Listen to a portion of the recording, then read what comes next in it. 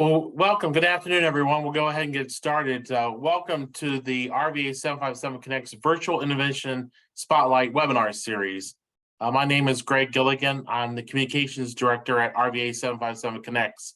We have an exciting program this afternoon about how innovation is the driving force behind LifeNet Health success as a worldwide leader in regenerative medicine and life sciences.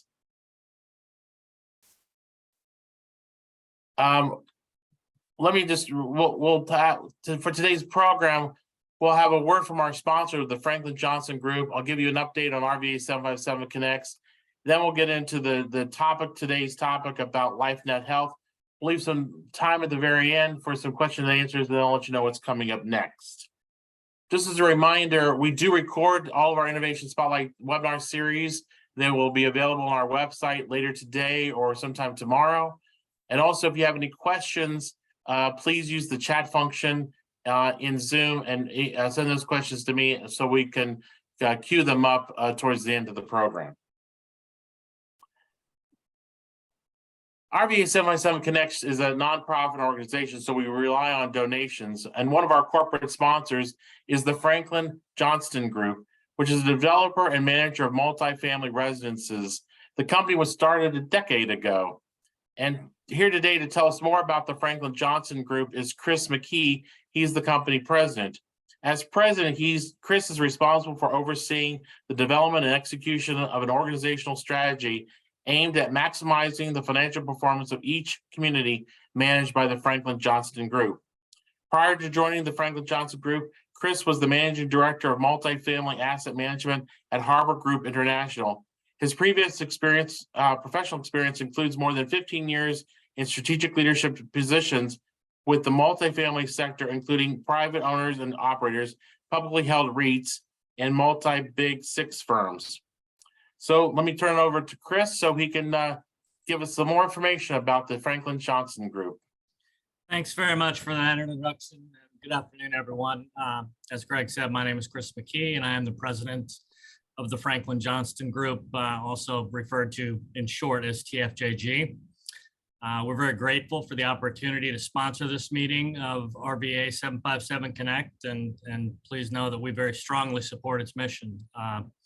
Taylor Franklin, our CEO, is on the board, and I hope he's listening, but one of my favorite people and one of the smartest guys I've ever met, Tom Franz, is I know also integrally involved with this, and anything that Tom thinks is a good idea is always great with me. So I know time is precious, so I'll try to keep this short and be efficient. You know, the Franklin Johnson Group is a privately owned multifamily investment, development, and management company headquartered in Virginia Beach. It was founded in 2013 by Wendell Franklin, Taylor Franklin, and Tom Johnston. At the time of its inception, TFJ had approximately 1,775 units under management. Since 2013, TFJG has developed nearly 2,200 units in Hampton Roads and Northern Virginia. At the time of its inception, the entire portfolio was located in Virginia. Annual revenues in 2013 were approximately $1 million. However, over the course of the past 10 years, the company has grown at a rate of just over 30% annually. We now employ nearly 700 people across 6 states and the District of Columbia. Our portfolio today consists of just over 25,000 units, approximately 20% or 5,000 of which we own and control. The remaining 20,000 units are managed on behalf of our strategic partners. Our annual revenues in 2023 will exceed $12.5 million. In addition to what we've done on the management front over the past 10 years, we've developed nearly 2,200 units in Hampton Roads in Northern Virginia. We currently have another 550 units under construction in Virginia Beach and Norfolk. We currently manage and develop both luxury conventional products and affordable communities. Despite the tremendous growth, our central purpose remains the same: to improve people's lives through what we build and how we serve. Our founders have deep roots in the Hampton Roads community, and we are firmly committed to helping this area and this community grow and thrive. To that end, we are currently in the process of building a new corporate headquarters at the old Laskin Road Annex, formerly owned by the Virginia Beach City Public Schools. That site will be home to nearly 60 corporate level high-paying jobs. TFJG is active in both the 757 and Richmond markets, and we are deeply grateful for the work this group is doing to improve economic success and enhance the quality of life for everyone in the combined Richmond-Hampton Roads region. Thanks for your time and the work that your group is doing. Have a great day. Great, thank you so much. Appreciate that, Chris. That was a lot of great information. Appreciate that. So let me give you all an update on what's happening at RVA 757 Connects and tell you a little bit about it. You know, our mantra is an organization that's bringing the power of convening, connecting, and collaborating to the RVA and 757 regions. We're a nonprofit organization dedicated to improving the economic success and quality of life for everyone living in Richmond, which is RVA, and Hampton Roads 757 regions. We're a network of leaders representing businesses, community, and higher education, and we're advancing the Hampton and to Richmond mega region as the I-64 Innovation Corridor. We recently relaunched our website, RVA 757 Connects. We've got a complete makeover. The relaunched website is designed to focus on our 4 major initiatives: the Global Internet Hub, the I-64 GAP project, the bike walk trails, and passenger rail. They're right there front and center, so you can click on those when you go to our website. And as you can see, there's the 4 major initiatives. We also have on our homepage, we feature the Virtual Innovation Spotlight, not only the current one that's coming up, but also past ones this year. And you can also go and look at the ones from last year. Every single one from last year and all the ones from this year are all on our website. And each of them all have the recordings that we've had. So if you missed a particular webinar, you can go back and listen to it by clicking on that link there. There's some of the ones from last year. So we are pursuing several priorities, and one of our priorities is to spearhead the Richmond to Hampton Roads mega region to get it designated as a global internet hub. But we needed to have a strategic plan in order to do so. The planning process started last year, and we're nearing the end of that with a final strategic report coming out shortly. We established a strategic planning process. We created a steering committee with more than 60 members who met monthly since last July through this past February. We hired 2 consultants to help formulate some key action plans. And we are in the final stages, I mentioned, of creating a comprehensive strategic implementation plan. We also created a website, globalinternethub.org website, where you can not only find out what we're doing, but also get a lot of other resource information. So check it out when you have an opportunity. And we're on our way of becoming a global internet hub. The journey started back in 2012 when Hurricane Sandy created so much destruction in the New York coastline that it prompted development of a 3rd East Coast landing site. And Virginia Beach was chosen in 2018. The very first cable came on board. The Maria cable brought the first ultra high-speed fiber optic cable from Bilbao, Spain to Virginia Beach. And then the Brusa subsea cable came from Brazil to Virginia Beach. And now there are a total of 3 subsea cables landing in Virginia Beach. There are more being planned, including potentially the Confluence subsea cable that'll hug the East Coast of the United States, as well as others being planned and looked into. And so we have down in the Hampton Roads region, we have a lot of the digital assets needed to become a global internet hub, including data centers. In the Virginia Beach area, Global Next Data Center has opened up. It'll be expanded later this year. Point One is also planning to build a 40,000 square foot data center there. Both of those are near the Cable Landing Station campus. Up in the RVA region, we have 2 major data centers. So those subsea cables come right up Interstate 64 and Route 60 and land in eastern Henrico County to 2 data centers. One is the Facebook data center, which is Meta, which is the parent company for Facebook. They started that, and that opened up in 2018. And Meta has just recently completed its 2.5 million square foot data center there in Henrico County. And right next door is the QTS Richmond data center, and QTS is in the process of expanding its campus by 1.5 million square feet. And the QTS data center is also what we call a network access point. And it is part of the DEEC exchange. It's one of the other mega regions internet infrastructures that we have is DEEC. It's a data center neutral internet exchange point. And there are only 4 others in the United States: New York, Chicago, Dallas, and Phoenix that are on the DEEC network. So we're pretty lucky to have one here in the Richmond and Hampton Roads region. So look for our strategic plan. It should be coming out sometime next month in June. We're in the final stages right now of working it out, and we're noodling different ideas and getting all of those plans into place. Another one of our priorities areas is the driving and showcasing greater collaboration and innovation in the I-64 Innovation Corridor. And so innovation is the driving force behind Virginia Beach-based LifeNet Health's success as a worldwide leader in regenerative medicine and life sciences. And the work at LifeNet Health is one of the I-64 Innovation Corridor's remarkable innovation stories. LifeNet Health is a worldwide leader in regenerative medicine and life sciences, specializing in organ, tissue, and cell procurement for the transplantation, biomedical applications, and surgical disciplines, research, and drug discovery. A relentless focus on advancing the biologics industries has resulted in technologies that have revolutionized transplant procedures and expanded the applications of donated tissues for traumatic injuries, debilitating conditions, and life-threatening illnesses. The LifeNet Health has 3 key divisions.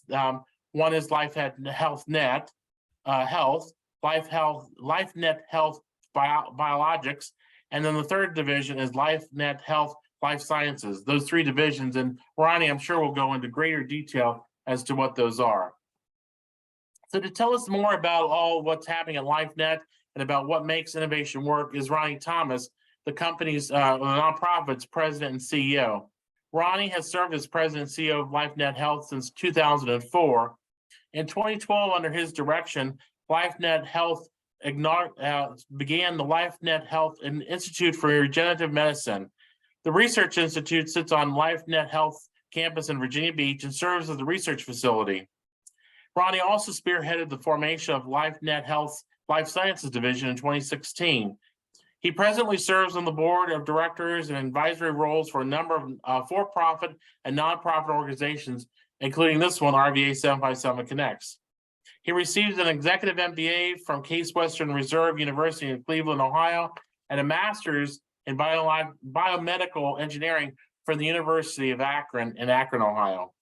And just as a side note, his daughter is attending the Ohio State University, which I have to make note, that's my alma mater. I'm sorry, I had to just bring that up. And just as a reminder too, before I turn the program over to Ronnie, if you have any questions, please use the chat function and be able to send me some questions so we can use those questions during the Q&A session towards the end. So Ronnie, I'm going to turn the program over to you, and thank you very much again for participating today.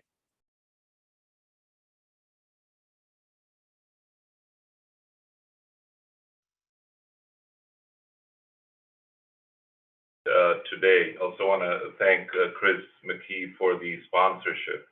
A quick word about RVA 757. I tell you, the group is doing incredible work. I haven't seen an organization from start to from inception to now having so much impact. So congratulations to all of you, and of course the management and the board there.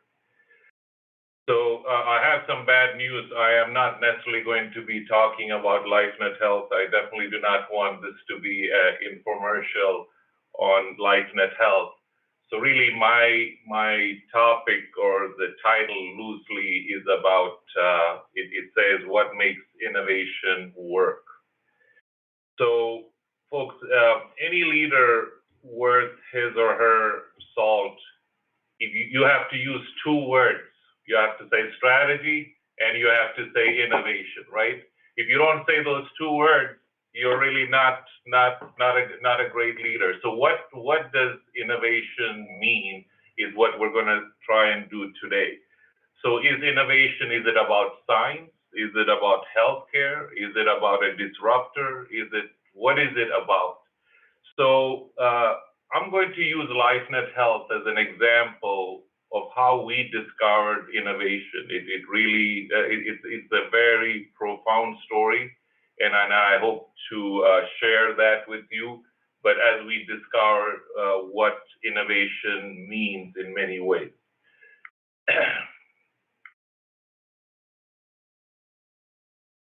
Yep. So before I do that, I lied a little bit. I'm going to give you a little bit of introduction to LifeNet Health. So our mission really is saving lives, restoring health, giving hope. The first two you easily understand. Giving hope was given, we had a family that came up and said, you are more than saving lives and restoring health, you're giving hope.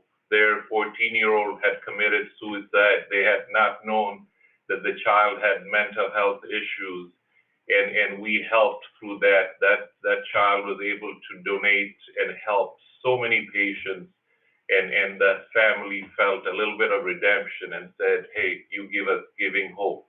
And that very instant, they said that we added that to our mission. So we're going to continue. So this is a crowded slide. Do not strain your eyes. I just wanted, I think Greg did a terrific job. He talked about our three divisions. We are the organ procurement division for the Commonwealth state of Virginia. And then we have biologics division. Biologics means any kind of therapeutic that comes, the source is another human being. So a donation, death, humanitarian gift, and then we use science and technology to make that into a therapeutic. So if you've had a tooth filling, for example, you are 100% sure you have had some biologic in your body, because that spurs growth and healing and regeneration. And the third division is our life sciences division. So really quickly, as I said, organ donation, we've saved over 13,000 people through transplants. We facilitate that. We use the transplant center at UVA, VCU here at Centera. And it's our 5th consecutive year of record-breaking years for donors. I'm not going to read through all that, but basically we are trying to make Virginia the #1 state as far as organ donation awareness and support. Today, there's about 130,000 people waiting for an organ donation. One organ saves their lives. This is biologics. You probably are not so familiar, but if you, for example, are an Ohio State football fan or an NFL fan, on Sunday, they blow out their knees. We get calls the next day saying, hey, we need tendons, we need ligaments to help with the full reconstruction. If you hear about a fire on the West Coast, we're sending skin the next day or the same day to help with burns, and that is our therapeutic. But there's a lot of science that goes in. It's not just one-to-one. We have to make it compatible, safe, and acceptable.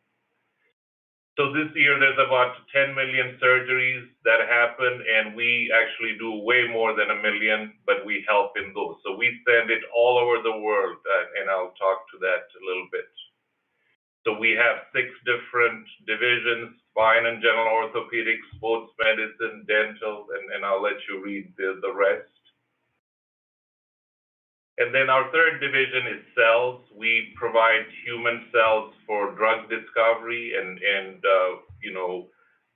we work on cures for Parkinson, and we help with the researchers what they want to get as far as helping. So now I come to really the meat of the presentation. So when you come today, we are a world leader. There is not another company that does our kind of work. But it was not always like that. So we're going to talk about renovation before innovation. So a pressing leadership issue is how to innovate. When you get back to your offices from this seminar or you hear about innovation, it's a lonely feeling. You sit in your office and say, everybody's talking about innovation. How do I start? Is that a lot of money? Do I hire a scientist? Do I get the best CFO? Is it customer service? What is innovation in any organization? So I'm going to tell you the story, hopefully, of LifeNet Health. So a lot of leaders, as I said, you have to talk about organizational innovation, and they talk about how it has led to growth, generally positive outcomes for their companies or their organizations. In reality, leaders are so challenged to jumpstart innovation, okay? And usually it happens by happenstance. Something happened and some idea was there, you quickly get people done, and so it may not be systemic, and most important, it may not be sustainable. So I'm gonna go a little bit through these, fast through these slides. Am I going at an okay pace? If you give me a thumbs up, all right? Okay, good, all right. So creating innovation in companies always require a visionary leader and tremendous outlay of capital. This is as erroneous as it gets. You don't need as much capital, because every time you talk about it, they're talking about trying to get more and more and more money, but not necessarily that does not turn into an innovation. Take, for example, Elon Musk, and I'm a big fan. Did terrific, right, with Tesla, but how come it's not translating to Twitter, right? So it is not necessarily always a leader, but in his case, we absolutely are in awe of what he does. So going to the next, so innovation comes from having a culture that initiates and fosters the habit of innovative practices. So it could be in finance, it could be your janitor, the way he or she moves things around or cleans, but it's about getting the desired outcome done in the best possible way. So in our case, before, everyone was running around, hey, we need to innovate, we need to do this. So before we could actually innovate, we had to renovate, all right? And so we're going to talk a little bit about organizational renovation. So I'm going to give you a little bit of history of LifeNet Health. I'm not going to read through all this, but our founder, this is before my time, had died tragically in a car accident. The company is suddenly without a leader, but it has a very good set of leaders who really love the mission, who want to help. The competition about this same time within the industry is increasing. We are under tremendous regulatory pressure, and the bill to implement some of the things they're talking about is running into tens of millions, and our net margin is not more than like 500,000. And growth, despite us having great reputation, growth is plateauing. Our product pipeline, okay, I talked about all the different product pipelines, is dry. In 2000, we released 0 products. In 2004, another 0. So you can kind of figure out a company that is supposed to put out products 2 years it has done not much. So the long-term viability in the industry, within the hospitals, is beginning to be questioned, and our real survival is being questioned within the employees and so. So obviously we have to innovate, right? So you are throwing all these strategic plans, tactical plans, everything, but our attempts at innovation are failing, okay? And this is what? We have dedicated employees and management. There's no difference there. But systemic failure to achieve results. We are unable to bring product to market. Our market share of existing products is shrinking, and we're not able because those are older products. There's silos. It's not in the evil way, but definitely people are not really talking to each other. There's more talk than action. If you ask for a shared vision, I mean, it's a version that you get. Management wanted all the responsibilities. Everyone wants to do this, but they are not necessarily looking at being accountable to delivery. The reward system was not maybe the best optimum one, and the organizational culture, great people, right priorities, but not, not much happening. So simply, we are failing to achieve results and falling behind in the industry. And if you're in the healthcare or medical business or medical tech, that's the last thing that can happen. Any other industry, you can come back, but not this one. So we started doing the renovation. So we stopped talking about innovation. We didn't know it at that time that it was what we were doing was renovating. But it's like your home, right? Before it can be beautiful and everything else, you have to look at what's wrong and renovate. So that same principle is being done here. So we look at our positives, right? There's so much positive, great culture, great reputation, but we've got to change the dysfunctional and things that are not right. It takes a lot of courage for a company to say, hey, let's look at our own warts, what's wrong? And sometimes it sounds easy, but most people are so defensive that does not happen. So at that time we were much smaller. Now we can't get everybody in a hotel. Forget a small hall. But we took all these people and we said, hey, we're going to get out of this room. I think it was in Duck Corolla or so. And we said, let's look at everything from vision to values. And then this group of, I think at that time we were only about 30, we came up with a great sense of accomplishment. We listened to every constituent and not just namesake listening. They could challenge, they could say anything on their mind, and it was very safe for them.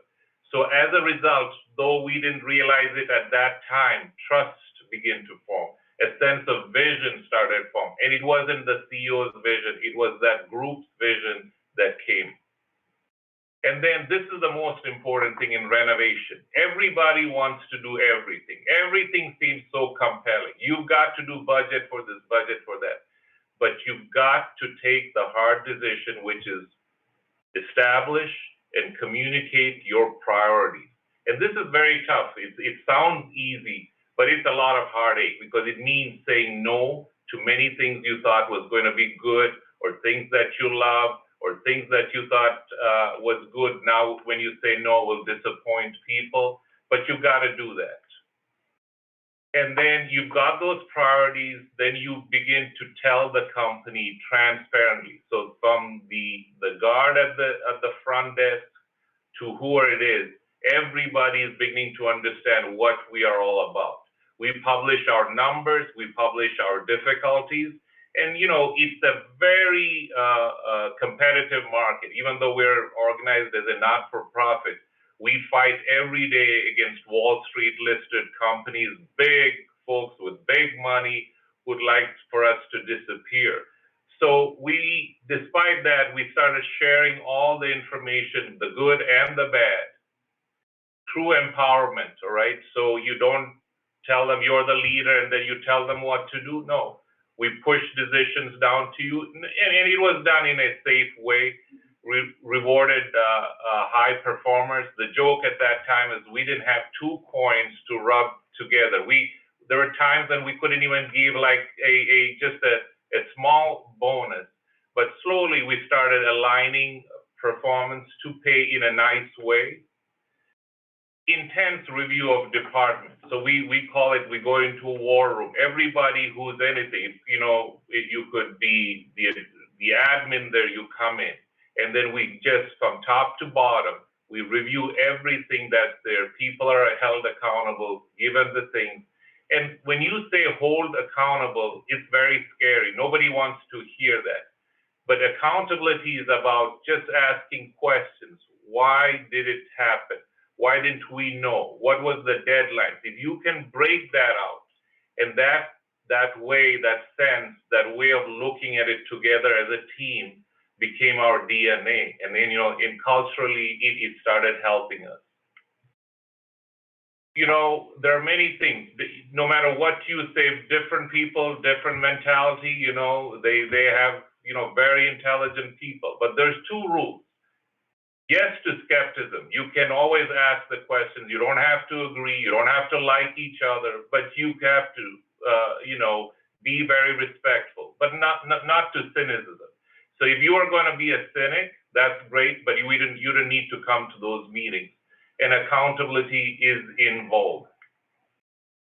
So we started now delivering on budgeted priorities. That's what I said. The priorities have to be there.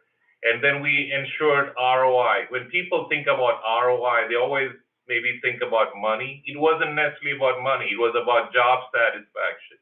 Did someone get a chance to go to a seminar? We didn't have enough of a budget, so we rotated. So the ROIs meant more than money, and before you knew, it was fun to come in. So we promoted from within. There was always a thing that we put people from outside on a pedestal.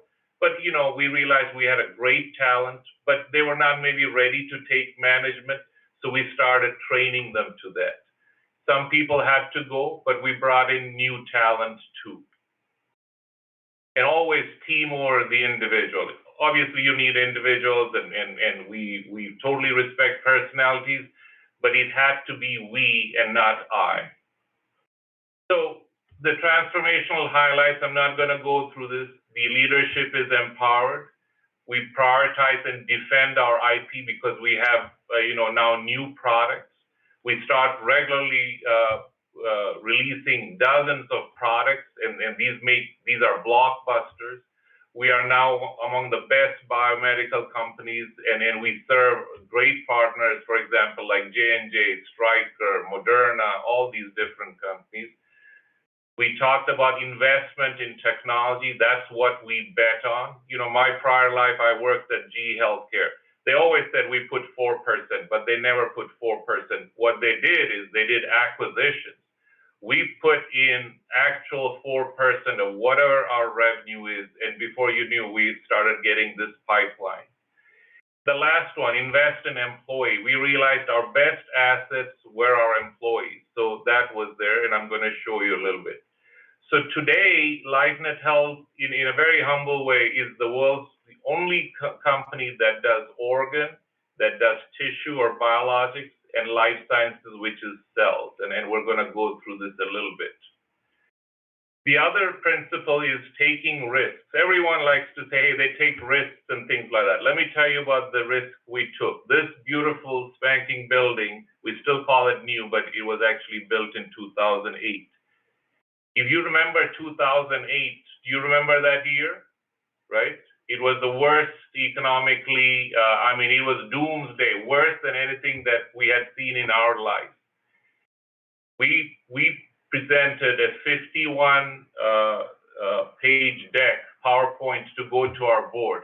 We were almost sure they'd say, no way you're going to build this for $30 million. Let's just wait, hunker down through the recession. But that board was extremely wise. They heard our story and they said, yeah, we understand money is tight, recession, economy not looking good, but go ahead. I think you have a good thing. We built this, in our first blockbuster product that we used J&J to distribute came in. We showed it in this building with hard hats. We had an option not to do or delay this and nothing would have happened. But we truly believe if we didn't have this, and today it houses about 80% of our scientists, but it was one that we did during that time. And we kept on doing that. This is our global outreach. If you look at the blue, those are our offices. So we are in Richmond, which is why the RVA 757 is big to us. We would like easy transition between Richmond and here. Last year, we did an acquisition of a small but very powerful little tech company in Kalamazoo, Michigan. Yeah, we really love the Kalamazoo location, but I joke, but that's done. We are in Canada, we are in Florida, we are in other places. And if you look at the green, those are the countries that we are. But each one of these, and these are the pictures, for example, the one on the left in Seattle, that's the Boeing building that they left. We had initially just a small 10 or 20,000 square feet. Today, we have that whole building there. And the one in the middle is Vienna. You know, our founding principle is a child in Africa, a child in Asia, a child in the US, a child in South America should get the same therapeutics. A lot of companies give older therapeutics to, you know, the developing companies because that's what they like to do. We give our most modern therapeutic to no matter which country that is. So we have now presence internationally, and it is actually our fastest growing segment.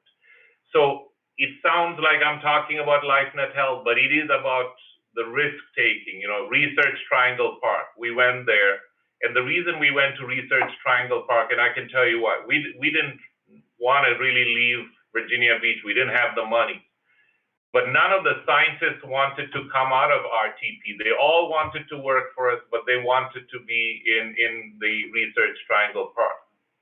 We said, guess what? We're going to establish a bulkhead there. And today that is a thriving center. The same thing with San Diego. We haven't forgotten the state that we love the most, which is Virginia. In about 4 to 5 months, all of you are welcome to our newest facility. This is for our organ procurement, and it is going to be in Richmond, Virginia. We were delayed because of COVID, but it's on track. The other thing is, as much as we're in med tech, we're also a logistics company. Why logistics? Because if you're doing a heart transplant, you have just a couple of hours to deliver the heart, or if it's the tissue, you have to have it on ice. So many different things.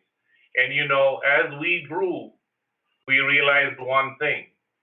If we were in Norfolk, and I'm saying this, it's a reality, I'm not trying to critique anyone. There was just one FedEx plane, and by 5:30, we had to have all our grafts sent there. And if for one reason that plane couldn't take off, we couldn't get grafts to the hospitals where they had surgeries next day. As much as we looked at this, we said, this cannot be. And, you know, we limped over for almost 30 years doing it, but then we said, no, we have to do this. And what we did is build one of the state-of-the-art facilities for life sciences in Indianapolis. And the reason we picked Indianapolis is because look at those planes. Those are the FedEx planes that are just there, and then you have UPS to the headquarters. Today, we can get a graft processed, sent there, and the last shipment is at 11 p.m., close to midnight, and we are able to deliver a graft for a surgery next day at 6 a.m. in San Diego, Los Angeles, wherever you want, because of this one building. And it kind of looks a little bit like, I don't know, Amazon or so, but what you see on the right is actually tissue implants. And what you see on the left are these big freezers that are sometimes needed to preserve this tissue. So Indianapolis was a big risk, but it was the right thing to do, and we have grown leaps and bounds because of it. Invest in employees, training, well-being, benefits. Sometimes you can, sometimes you cannot, depending on your size. No matter what our size is, we realize people come first because they want a job, second because it's calm, and third, they want to be, you know, there has to be a betterment of their well-being. So today, we have terrific facilities. We don't necessarily have to do all these training, but our sales team is probably the best sales team in our industry for what we do. and we've been recognized again. Top 100 is one of the organizations that look at training programs. We competed with Fortune 500 companies, and we won several of these awards. Now, again, it sounds like I'm pumping LifeNet Health, but I'm not pumping LifeNet Health. I'm pumping training. You have to have people trained. Today, we are like a juicy fruit. Everybody tries to raid our people. Every day, we have our executive VP fighting because people know. You get a person from LifeNet Health, they know all these different things. But that's what we signed up for. I don't know, for those of you who had read Wall Street Journal, I think last week, they talked about women and golf in business.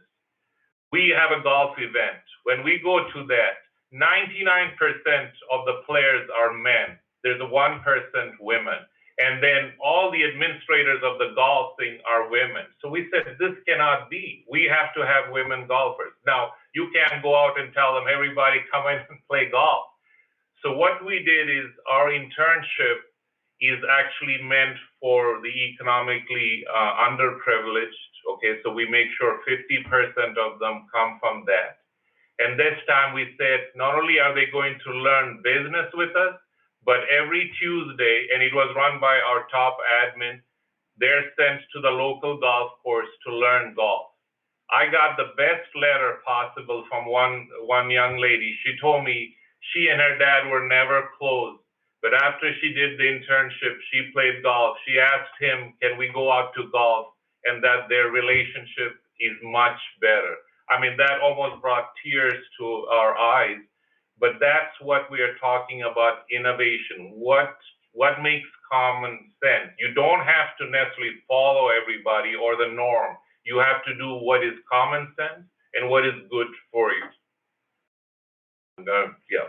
And then we're invested in every community we are. Obviously, Hampton Roads is number one, but wherever we go, whether it's Florida, whether it be Seattle, we are always involved in there, and we encourage our employees to totally participate in that, both in the US and internationally. You know, mental wellness, everybody's talking about mental wellness here, but a few years ago, we felt that we had employees, when they came in, they were not the same. And if something happened, these are great employees, but suddenly you see a degradation, then we realize it's mental health. So today we're a small group or small company. We don't get the kind of recognition that is deserved. But we started working on mental health long before the pandemic started. And today, I have to tell you, what we have done is take out the stigma of mental health. Today, people talk about having a down day and depression and anxiety, and all of which actually helped us when the pandemic came. Again, diversity, equity, inclusion. Today, no company can go out without saying these things or practicing it.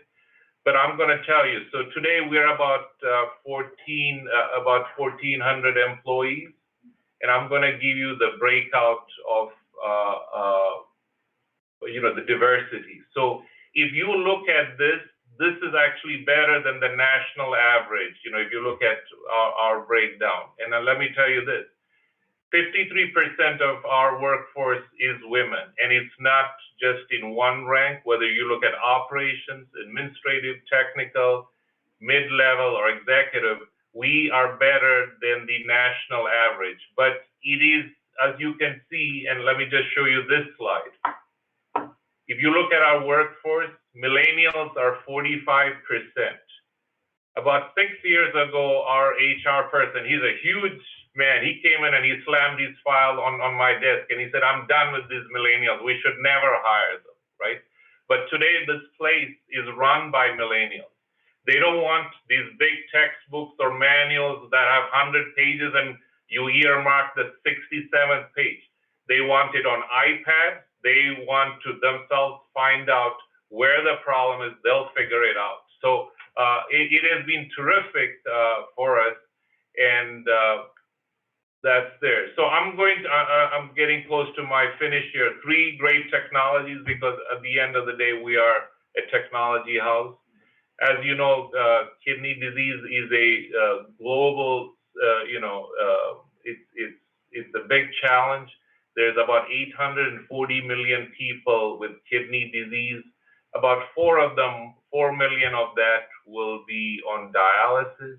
And, it is a tough life when you're on dialysis. This is a science and marketing slide, but I'm just going to show you to that picture on the left. That's the forearm of a person on dialysis who has infection. They haven't been lifting weights or pumping iron. That comes from infection, all right? So the reason why is those 3 methodologies, fistula, catheter, AV graft, are what people use, but these are the kind of results you get.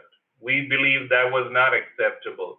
This fall, we are coming up with a human graft. This is a vessel from another human being or a donor, and it resists infection because it's a natural thing. So we are working with Centera, a few other centers. We hope to put this out, and this will alleviate the suffering for those who have that infection. We are into drug development. Let me just give you the stats. There's about 100 million to 1.8 billion that is used for drug discovery, and it takes 10 to 15 years, right? That's what they call about big pharma, big money, big projects, big everything, and then also big failures. 90% of these drugs that they come out with fail, okay? And then you ask the question, why? Well, most of these tests, these compounds are tested first on these beautiful mice and animals and things like that. But human physiology is best represented only by other human beings. So today this is a product that we have. We are able to get cells, so from the liver or from someone who has disease. And we are able to very specifically isolate those cells, and then big pharma is able to test the drugs on those cells to see if it is toxic or it's doing the thing. So today we are stunned, but our partners include Merck, Eli Lilly. We just signed an agreement with Moderna. They want the lung cells, and we did that very quickly during COVID. This is organ on a chip. All those cylinders, it looks like shot glasses. I can assure you it's not shot glasses or alcohol or anything like that. Those are actually 6 vessels that can hold liver tissue, liver cells, kidney cells, anything that you want. And then you can actually introduce, it's more scientific than I'm making it out, actual compounds, and then you can actually see what this compound is doing. So we are actually talking to FDA. They love this concept, and we'll see where it goes. So as I said, we invest in R&D, and it's close to 4% of our total revenue. These are our patents. Last year, I believe, if I read that right, we had 22 new patents or 22 new innovative ideas. So this is a little bit about us. And then, we are building the future of medicine. And I'm going to stop with this one person, because as much as I don't want to talk about the pandemic, I still have to. This young lady was in Colombia, in South America. She had got COVID during the early times. They put the respirator and they left her, no exaggeration. They thought she wouldn't make it. They left her for dead there. They had this respirator on her for so many days that it bit into her skin, and you see that ghastly scar. There was one medical attendant who watched, and he said, LifeNet Health has that new graft. Can we try and get it to them? The second picture, it was his insistence and he literally saved her life, but he got that graft. We had to intervene. We put that graft, and the picture on the right is the young lady. She's recovered from COVID, thank God. At that time, no vaccines. These were the early days, and she's got, her look back. So I'm showing you skin grafts. We do the same. We have the grafts for babies' hearts. We have so many different grafts, and all of you are welcome anytime to see. So I'm going to stop. This is a smattering of our people. This is April was donor month, and we decided to have some fun in front of our building here. So I hope I haven't overstepped my time, and Greg, I'm done at this time. I'm open for any questions you may have. Ronnie, that was that last graph that you showed of that woman. That's just fascinating. It's unbelievable that that could have happened, and the outcome for her and stuff. And I loved how you talk about renovating before innovating. That's a good thing. If you want to stop sharing your screen, and then we'll open it up for questions if anybody has any questions. And while we wait, Ronnie, I've got one for you. I mean, you mentioned the pandemic and stuff. So how did that affect your operations, and did you learn any lessons from it? A lot of companies around the country sent their workers home, and they work from home. But it's difficult to do when you're dealing with labs and so on. So can you talk about how the pandemic might have affected LifeNet, and did you have any lessons from it? Right. So the pandemic hit us as hard as you can imagine. Greg correctly said we could not stop and we sent a lot of people home who we could. Ours is a 24/7. If we stop, someone is getting hurt or dying. So we never stopped, but we had some of the scariest moments. When that March, the first cases started coming in, we got a call from our Seattle facility, and the first really COVID case was one of those employees. He had gone to see his girlfriend in South Korea, and South Korea was one of the epicenters. He had got the virus, came to Seattle, and this young man was we thought we had lost him. We didn't know what to do. No vaccines, no nothing. And basically, it's just by prayer and good wishes we got. The company took a big hit. We never stopped. We didn't apply for PPE or any of those. We lost $35 million. We didn't let anyone go because we felt if we're going to come back, we cannot rehire because it takes so many people to do. Healthcare is in one of the biggest problematic phases. Today you don't have healthcare workers, you don't have docs, so our products are not going out. So financially, we took a tremendous hit. But I'm just happy to say this year is much better. We are fast recovering. A lot of sick people who didn't go to hospitals are going. But it also changed how we're looking at the company. That'll be for another day. But we are seeing pandemic not just going back to normal. We are asking every leader, what did you learn? How did you handle the pandemic? Can you put it on your resume? What did you do different? And that's what we're doing. Ryan, we have a question from Alex Grimes, who's up here in Richmond. He's with Scott Insurance, and he wants to know, what new drug are you most excited about in the future? Yeah, so our therapeutics are many. We put out close to 14 or 15. The one I showed you, the Nexion, is tremendous. Then we are looking at one which is the Holy Grail.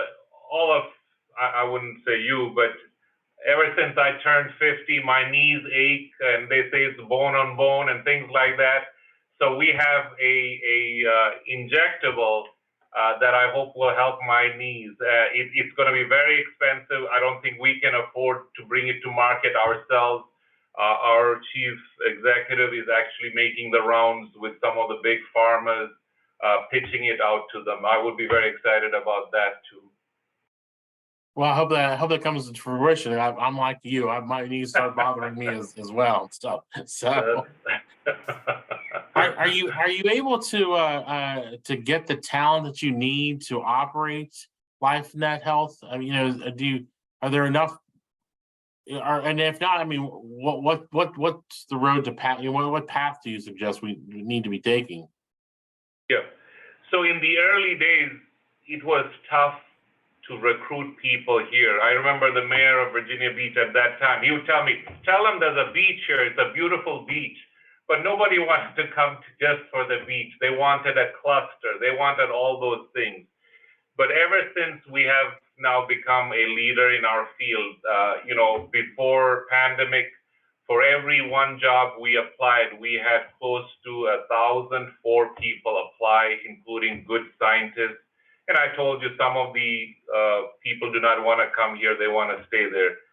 Post-pandemic, it's been terrible. We are so understaffed at this time. It's almost grinding us to the halt. Now, with the downturn in the economy, we are seeing a flood of applicants again. Good. I just want to make sure. Are there any other questions from anyone from the audience that they might have? If you do, please speak up. Ryan, let me just end with one last question. LifeNet Health is 40 years old or 40 years young, however you want to look at it. What's your vision for the next 40 years? What do you think it's going to look like in 40 years from now? Sure. Yeah. So we celebrated our 40th year last year, and this year the management was challenged, saying, let's think about beyond our time. For example, myself, I probably, I don't know how many years here. What can I do beyond this? So we are so excited with the new kind of therapeutics we're looking in. We will be a big player in life sciences because what we do as far as drug discovery, looking at things like Parkinson and all that, we don't actually research that, but we give them all the cells, the tissue, the tools done. As far as organ donation and transplant, as you've heard, there's so much going on. Congress, Senate, everybody's getting involved in that thing. More has to be done. We believe we will make Virginia the #1 state in organ donation awareness. Why that is important is when you ask someone, will you donate your organs? 68% of them will say, yeah, absolutely. I don't want to take this. Of course, I want to save. At the time of death, either them or their family decline to do the donation. It means one, there is a disparity in knowledge. They feel, hey, if I say something like that, maybe I won't get the best treatment. So we need to blow this out. Anyone who can help us with public kind of messaging, please reach out. But those are some of the plans. So we aim to be here 40 years and more. And from a regional perspective, we've had so many offers to go to Indianapolis, to take our headquarters, to get everything paid for. Our people love this. My wife will kill me if I tell her I was going to leave Virginia Beach. We want to put Virginia Beach on the map, and we're on the way there. Great. Yeah, you definitely are doing that. Thank you very much, Ronnie, for fascinating discussion and insight into innovation and also to your business as well. Let me just, in the last few moments that we have, let me just talk about what's coming up next. Just as a reminder, as I mentioned, this webinar will be available on our website later today or first thing tomorrow morning. So please, if you want to go back and review it, or you want to pass it along to other people, please do so. And it's also available on our YouTube channel as well, but it's the easiest place is to get it off of our website. Just a reminder, if you have a chance, take a look at our relaunched website at www.rva757connects.com. And also, if you want to know more about the Global Internet Hub, that's globalinternethub.org. Next month on Wednesday, June the 7th at noon, will be our next in our virtual innovation spotlight series. And this one, we're going to talk about Dominion Energy's offshore wind project off the off the coast of Virginia Beach, and how that's really propelling renewable energy, and how it's also creating a whole new industry sector down in not only in Hampton Roads, but all the way up here to Richmond area as well. So stay tuned for details on that. And then finally, you can help us if you can follow us, attend our innovation spotlights, let people know about it so we can add them to our database, suggest innovation spotlight topics, invite us to brief your business or association. We'd be happy to do any of those.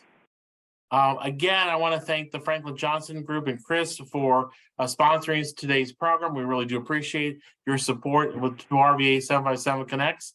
And also want to thank Ronnie, Thomas, and the folks at LifeNet Health for also providing with a fascinating and interesting look into innovation and what you all are doing there. Thank you everyone for attending today's webinar, and be mindful to look out for details for next month's Innovation Spotlight on Wednesday, June the 7th. Thank you very much and have a great afternoon. Thanks, everybody.